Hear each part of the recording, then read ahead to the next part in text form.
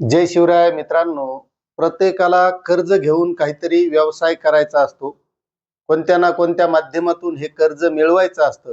आणि तसंच बरेच जण हे अण्णासाहेब पाटील आर्थिक विकास मागास महामंडळाच्या माध्यमातून कर्ज मिळवण्याचा प्रयत्न करत असतात. आणि बऱ्याच जणांना महामंडळाच्या माध्यमातून लाभ सुद्धा झालेला आहे. कारण यामध्ये आपल्याला व्याज परतावा हा परत मिळतो.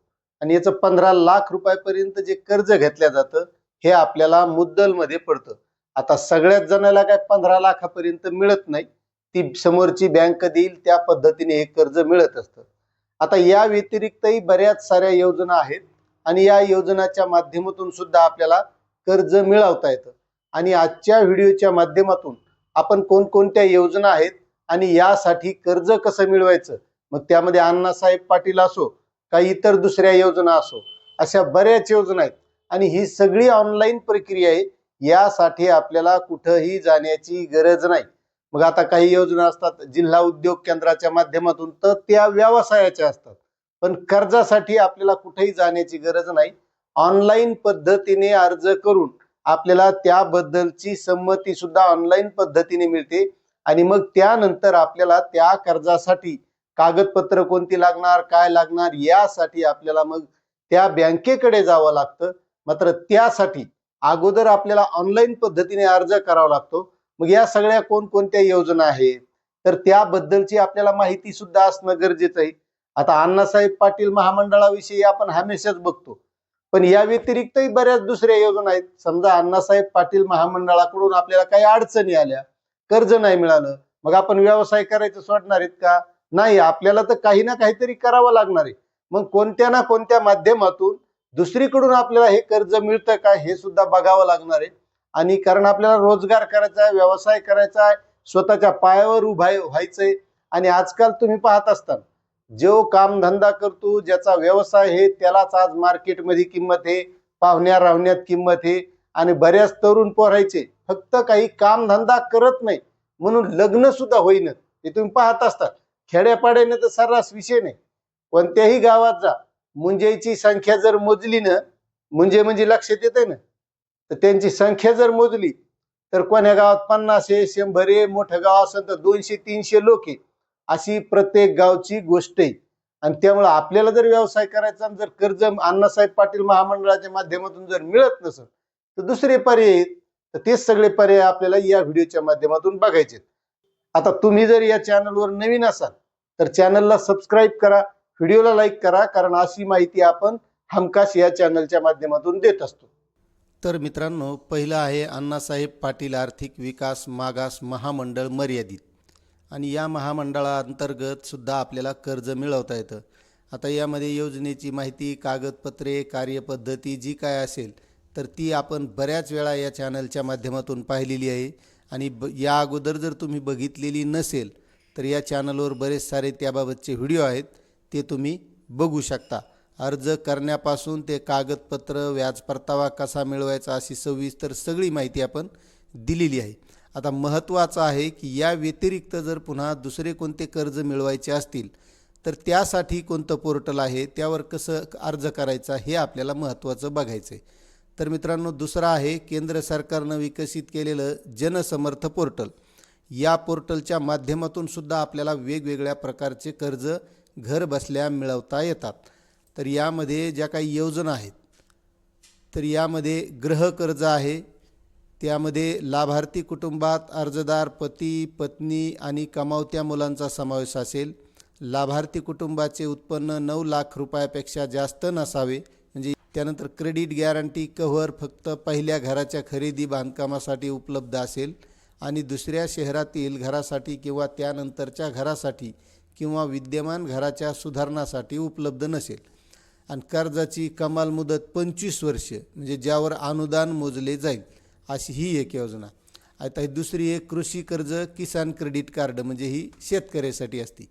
तर यामध्ये असते किसान क्रेडिट कार्ड योजनेचे उद्दिष्ट खाली दर्शविल्याप्रमाणे बँकिंग प्रणालीमधून शेतकऱ्यांना त्यांच्या शेतीसाठी आणि इतर गरजासाठी लवचिक आणि सुलभ प्रक्रियेसह पुरेसे आणि वेळेवर कर्ज सहाय्य सिंगल विंडो अंतर्गत प्रदान करणे आहे. आता एक महत्त्वाची गोष्ट सांगतो की यापुढं आता शेतकऱ्यांना जर पीक कर्ज घ्यायचं असेल ना तर या पोर्टल अंतर्गतच ऑनलाईन अर्ज करून घ्यावं लागणार आहे, म्हणजे बँकेत चक्रा मारायची गरज नाही. पीक टप्प्याटप्प्यानं आपण यासाठी अर्ज कसे करायचे, कागदपत्र कोणते लागणार हे सगळी माहिती पाहणार आहेत.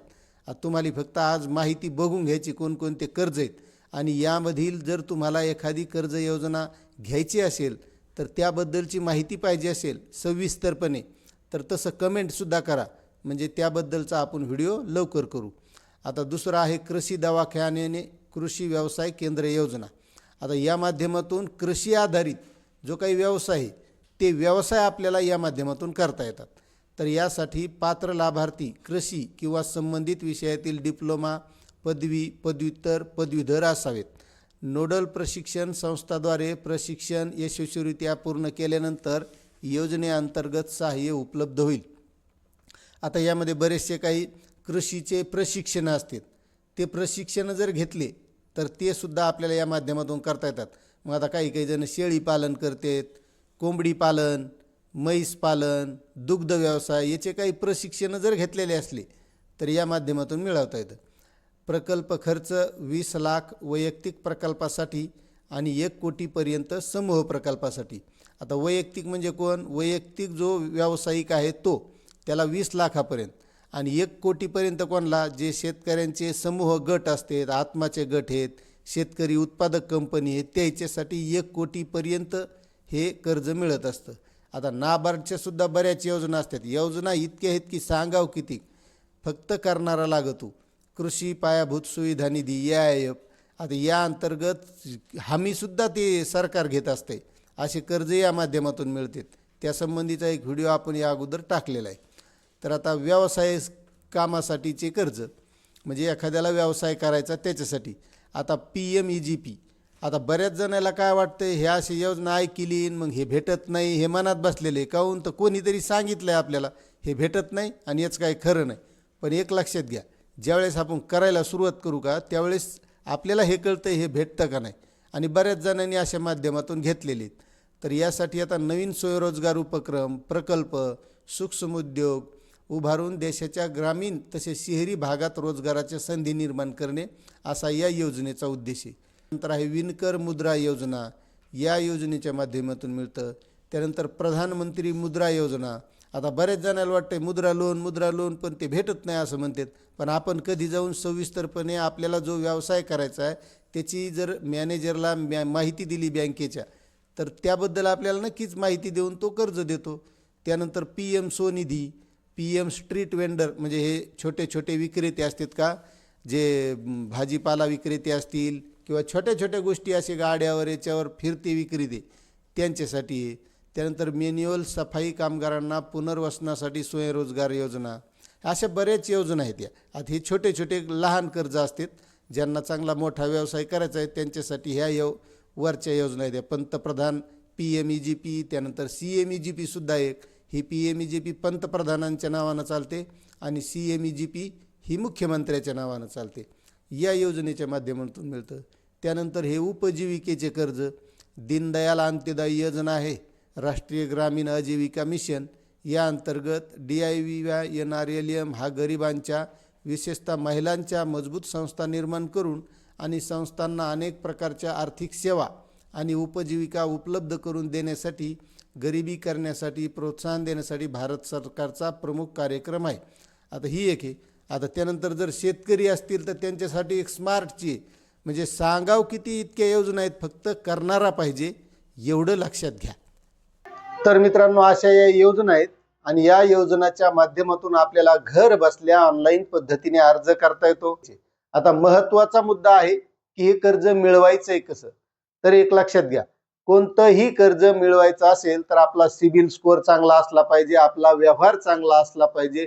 आणि बरेच जण काय करतात, नुसतं जाऊन ते समजा ऑनलाईन अर्ज करतील आणि नंतर ते बँकेकडून संमती येईन का त्याची वाट पाहते. समजा संमती बी आली तरी पण कोणत्याही बँक मॅनेजरकडे आपण गेलो तर त्याला आपण काय करणार आहोत व्यवसाय, त्या व्यवसायाबद्दलची माहिती सांगणं, आपण भांडवल किती गुंतवू शकतो त्याची माहिती सांगणं, ते व्यवसाय कसा आहे याबद्दल त्या मॅनेजरला सांगावं लागतं. तुम्ही कर्ज जे काही घेताल त्याचा परतावा कसा करणार आहात ही सविस्तर जर माहिती सांगितली ना तर मला वाटतंय की कोणताच मॅनेजर नाही म्हणत नाही, कारण बँकाकडे लई पैसा आहे.